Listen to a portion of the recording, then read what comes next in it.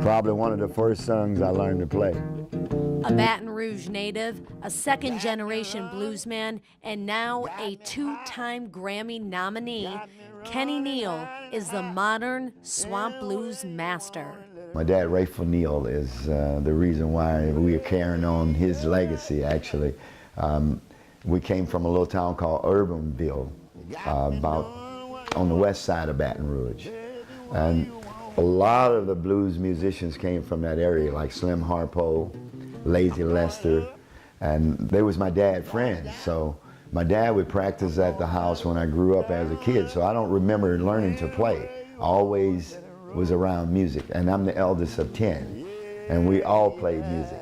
My dad decided to start a band back in 1956. I was born in 57. His guitar player was Buddy Guy. And Buddy played with my dad up until 58, and he went to Chicago to go play with Muddy Waters. When I turned 17, 18, I got a call from Buddy Guy returning my dad the favor and hired me in his band. And so I left and went to Chicago and played all over the country and abroad with Buddy Guy as well. And not soon after that, he created his own brand, Kenny Neal. In 1986, he signed in Chicago with Alligator Records, and so it began. The music in here in the South is what kept us all together and keep us strong. Then in 1999, Neal was nominated for his first Grammy, Best Traditional Blues Album, for a tribute to Howlin' Wolf.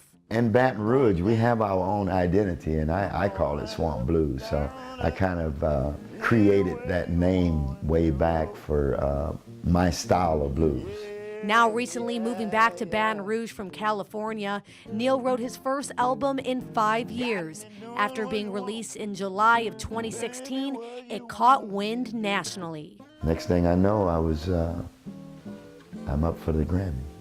Nominated for his first time under his own name for Best Contemporary Blues Album, Bloodline. Down in Louisiana, where the blues bloodline run deep. The bloodline is about, you know, my family and the history of us. Grandpa was a preacher.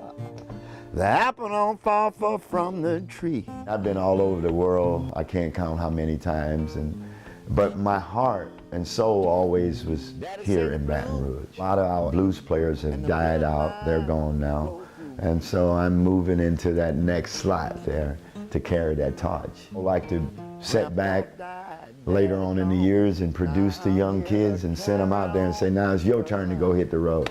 You know, so that's my plans. And I like for them to say, you know, the way I looked up to Muddy Waters and my dad, Rayful, I want them kids to look up to me that same way, you know, and leave a good legacy behind.